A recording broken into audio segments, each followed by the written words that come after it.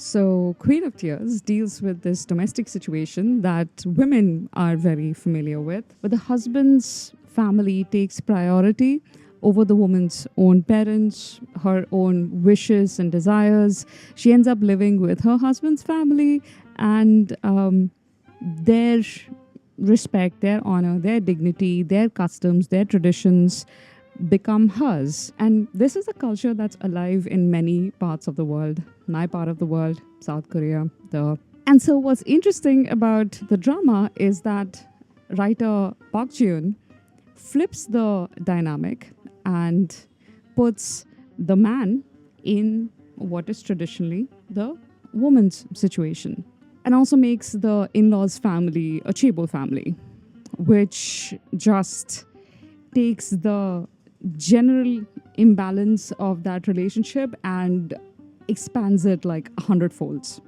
What I don't know at this point, at the end of episode 2, is if this subversion is deliberate or if it's just something that the writer chose to do because it feels new. But I'm hoping, because this is writer of Crash Landing on You, that this was intentional. That in a patriarchal society like South Korea, where the word feminism is detested to an extreme degree, not unlike in my own country, putting a man in that situation where he can't just divorce the spouse he's unhappy with and walk away because he is literally worried about his safety, maybe that would make some men understand what most women go through in very regular families when they want to walk away but can't because their safety is threatened, their reputation is threatened, the honor and respect of all families get involved in this decision. And, they're made to feel like they're making a very selfish decision when all they're trying to do is take back agency and some amount of happiness. But again, maybe that's hoping for too much. Anyway, let's talk about Queen of Tears, the newest drama from Park Ji-yoon, starring Kim Ji-won and Kim So-hyun as the main leads.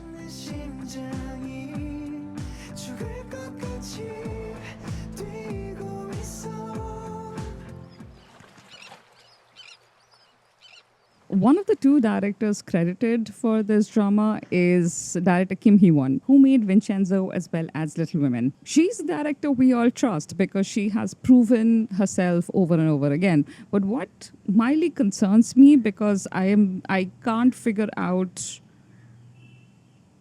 why there are two main directors credited in this project, is how much control she has over the creation of the entire drama. The other director who is co-credited is Jang Young-woo.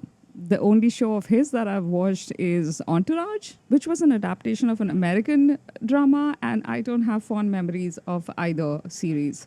So I don't know, maybe this director needed a project like this to come out and shine. So, fingers crossed. Let's see what happens. I'm sorry. What am I saying? I saw I Need Romance 3, which was also directed by this director, and I loved it. I loved it to bits. I loved everything about that drama so much. One of my favorite Nuna romance dramas of all time. So my trust has been reinstated a little bit because I still hold Entourage against him. But he's also done I Need Romance. So, yeah, I guess we're back to zero. Oh, a couple of other shout outs to the cast before I get into the actual story. Kwak Dong Young is back on our screens, and I'm so happy to see him again after Vincenzo. And he's playing the spoiled younger brother figure who's a little dull, but seems to be well meaning. And let's see what his character ends up being, but so far I'm really enjoying having him back on my screen. The other actor I didn't actually expect to see so soon after Perfect Marriage Revenge, but I am really glad she's here, is Lee Mi-suk. She's the lady who played So Do-kook's mother in Perfect Marriage Revenge, and here she plays the long-term live-in girlfriend of the patriarch of the family that Kim So-hyun's character has married into, which is Kim Ji-won's family. I should introduce the names. So Kim Ji-won plays Hong Hae-in, who seems like a grown-up version of Rachel from The Heirs in 2013. Is this the year where side characters from The Heirs just get their like grown-up romance stories? Because Park Hyung-sik just got his in Dr. Slump, and now it's Kim Ji-won's turn. Her character so far has been established as somebody who is arrogant, yes, but also pretty used to wielding her power and her money to get what she wants.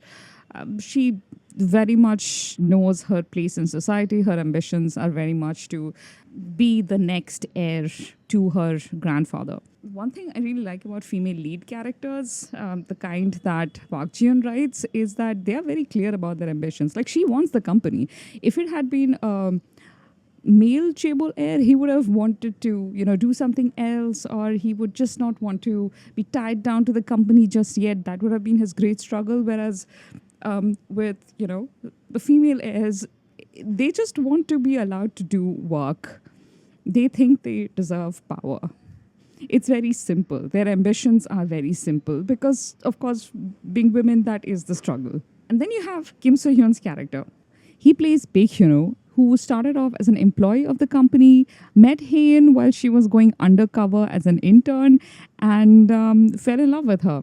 And she fell in love with him, and they got married. You see these things in flashback, and here's the thing, it seems like a very sweet romantic story, but you honestly don't really understand like how deep was the relationship when they fell in love. I really want those conversations to happen because at that point it seems like they both sort of misunderstood each other, or at least he definitely misunderstood the kind of person Hae-in was, because he saw Hae-in as somebody who needed his help a lot. When he told his parents about this girl he likes, he pitched her as this girl who comes from a poor family because he didn't know her background, who constantly needed his help and who was likely going to get fired because she just didn't do what the bosses told her to do.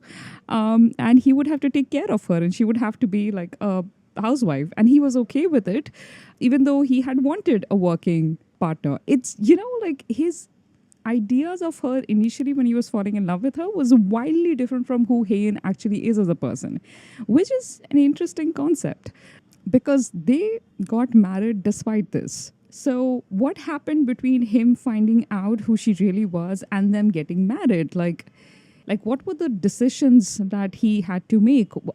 How did he go from the idea of domestic life in his head to the one he is currently living? We haven't actually seen the steps. When we meet this couple, they're 3 years into their marriage and they are deeply disillusioned with each other. They openly tell each other that there is no affection between us, we don't love each other, it's all a lie. But how did they get to this point? You see the suffocating environment that Hyunwoo is living in, that Hae-in is also living in. Like she contributes to Hyunwoo's suffocation, and in a way, Hyunwoo contributes to Hae-in feeling isolated within her family, as isolated as she was before she got married to him. So there are complex layers in this marriage that we've just started to understand, and I need more. I need more instances. Like give me bits of stories from the first 3 years of their marriage. We haven't actually seen what happened from the day they got married till present day. We see what happened before they got married, and we see what's happening right now, but I want to see more of what's happened in from the first wedding day till the first anniversary, the second anniversary. Like I need to see more stories from those years to understand how they got to this point, because without that, this feels, I understand the situation, like technically I understand it, but I want to see the journey. How did they get to this bitter place? I'm going to be spoiling something that is revealed at the end of episode 1 now. But without spoiling it, I can't really talk about the things that I want to talk about. So if you haven't watched the drama as yet, pause here, go watch it, the first 2 episodes, then come back and watch the rest. Otherwise, let's plow on. So Hyunwoo badly wants a divorce.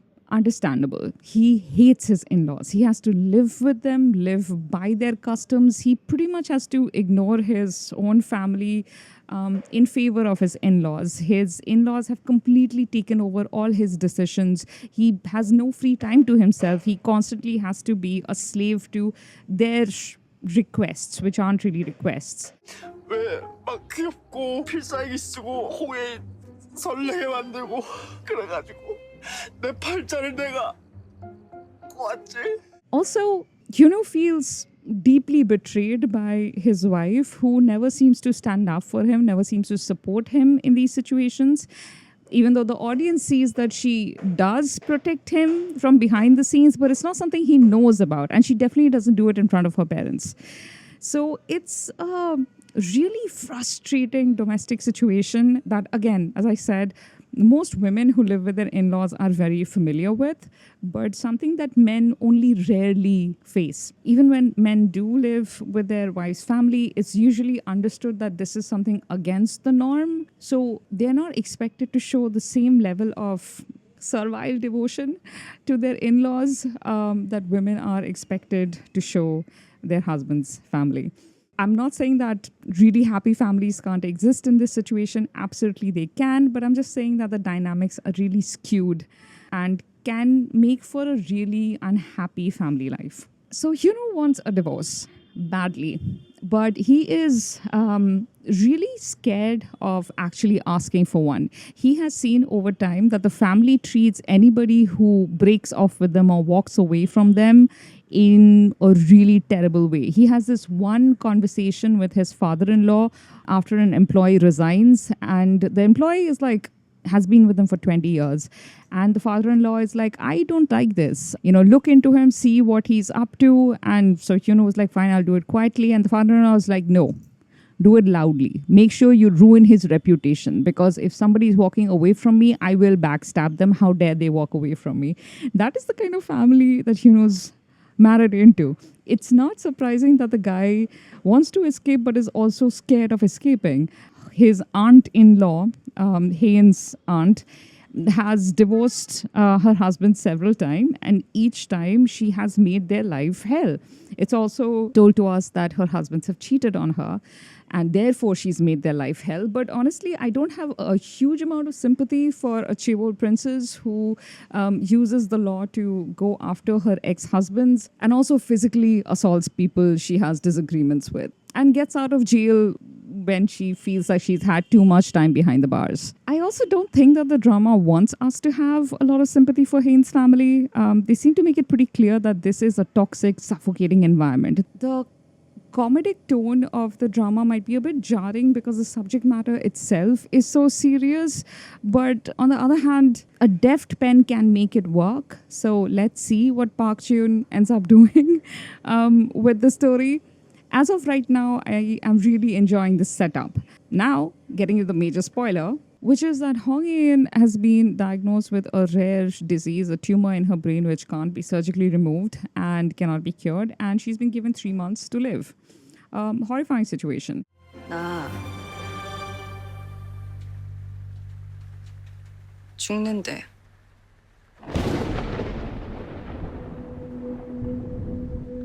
석 달 정도 남았대. She's losing grasp on passage of time. It's a really scary situation for her. But typical to the kind of character Haen is, she hasn't told anyone. And the first time Hyunwoo finds out about it is when he's about to serve her divorce papers, and she turns to him and says, I've just been given 3 months to live. He has no idea that she's been suffering any problems to begin with. And of course, in this situation, because we've been given like an entire episode from Hyunwoo's perspective, and we know how miserable he's been, we can kind of see why he reacts the way he does, which can be a bit difficult to digest for some people because he doesn't have any sympathetic reaction. So we know that he is desperate to escape this family, but also desperately afraid of what will happen to him after he files for divorce. But even so, his complete lack of sympathetic reaction to hearing his wife of 3 years, whom he once used to love, has a tumor that's killing her, is it's an interesting choice. What he feels is relief and joy. It's like his wishes have all been fulfilled. He suddenly has an escape and he doesn't have to risk his life to get out. If his wife passes away, he never has to expose his deep feeling of hostility towards this family. It's a messed up feeling. And that makes this drama pretty compelling to watch. Over the next episode, we see that he is mostly trying to figure out how to stay in her good graces because he's heard that she's written him out of her will, and at his friend's advice he decides to like win back some of her affection so that before she passes away she leaves something for him. That complicates the moral scales a little bit, but also I am honestly not judging him at this point at all. I have a lot of sympathy for somebody who's stuck in a dynamic this skewed against him, where he's really powerless to do anything, to even exercise basic human rights because he's afraid of offending the people he's living with. He feels like a prisoner, pretty much. So just like I wouldn't judge a woman living in an abusive situation claiming a share of her husband's wealth after his death, I am not going to judge this guy for wanting to get out of this marriage safely, but also maybe wealthier if that's possible.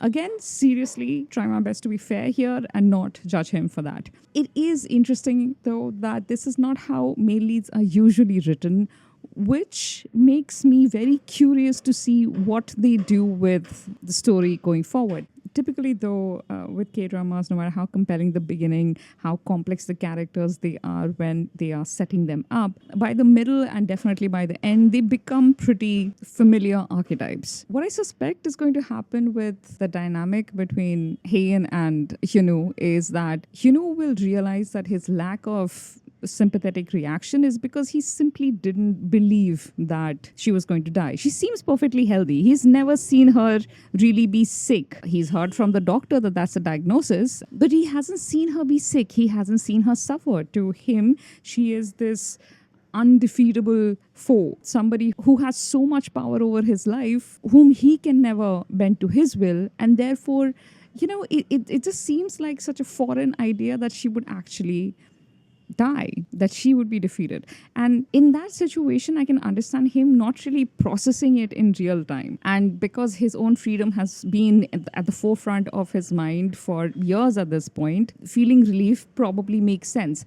I was discussing this with a friend. It would have been so great to have, at least spend like a few moments after he finds out about the diagnosis asking himself, what does this make me as a human being who thinks I'm a good person, that I didn't even have a twinge of sympathy for this woman? I mean, she hasn't like actively been going around killing people or like torturing people. So it's just a question that most people would ask themselves. But we haven't really had any internal reflection like that from Hyunwoo. I would like that to be there. By the end of episode 2, though, Hyunwoo saves Heian from being gored by a boar, which is a surprisingly frequent occurrence in dramas. Not being gored, but like boars being a threat. Happens in historicals quite a bit. But my favorite one was in You're Beautiful, where Hwang Tae-kyung was lost listening to music in the middle of the field and then suddenly became aware of a farmer frantically telling him that he was the target of a wild boar who was heading straight towards him. That was fun. Anyway, so saves him from a wild boar, and he does it instinctively. And I'm looking forward to episode 3 to see whether he asks himself why he saved her, because that would, if she had died from her injuries, that would have been freedom even faster. So does he really want freedom? So far, I'm really intrigued by this dynamic. We haven't seen a lot of it. The few times we have seen second chance romances happen before, the couples have been completely separated. This dynamic where they are together and love's completely lost, but it's a romantic drama, so they will get back together. this dynamic happens. It definitely does happen. The last time I saw a drama like this was this Beduna drama, and it was about a couple who were married for years and they were unhappy with each other. And it's only after their divorce that they began to understand each other and fall back in love. And I like second chance romances really because sometimes it's a matter of the state of mind you're in, the environment, the people around you, and maybe misunderstandings that were never cleared up that makes an otherwise perfect couple be wrong for each other. And so you just need things to align for you to fall back in love again. And I really like that concept. It's a very hopeful, happy concept. So I am looking forward to the rest of this drama. And I guess those are all my thoughts. Oh, one last thing. So there was this scene near the elevator bank in their office. Hyunwoo basically works in the mall that's owned and controlled by his wife, Hain. So this is before he finds out about her diagnosis. She has to go to the doctor. So she finds him near the elevator bank and she comes up to him, and we are seeing it from Hyunwoo's perspective. And she marches up to him and is like, "Why weren't you answering my texts?" 전화를 왜 안 받아? 나랑 어디 좀 가. I know that your afternoon is free, so come with me. Being really insultingly dismissive of his will and his free time. And so he reacts really angrily and walks away from her. Now, much later, you see the same scene again from Hain's perspective. 나랑 어디 좀 가. And this is right after she's found out about her diagnosis and she has to go to the hospital. So she's been texting him to come with her. He hasn't been answering her texts. So they meet at the elevator bank, and you see that her voice from her perspective was softer. That she says, I need you to come with me. Your afternoon is free, right? 뒤에 스케줄 없지? 밑에 차 대기 중이야. 안 가. And he reacts, angrily at her, says, I never want to go anywhere with you, and walks away from her. And I really like that they shot this twice. And what she says is almost the same, but the tone is a little different and the arrangement of words are a little different. And I like that they did this, and I hope they do this more often and show, their history from their dual and warring perspectives. Because perhaps Hain thinks that, she means something in a perfectly normal way, but it lands harsher, that she doesn't know how harsh she sounds, that she can't control her tone. Or maybe because he's already so disappointed in her and expects her to be harsh with him, that even when she is saying something perfectly normal, he hears it in a more aggressive tone. Because human perception does work like that sometimes. And it's just an interesting proposition. And I like that this drama did that. I hope they do more of these things. So that's where my thoughts are at. I am off to watch episode 3. And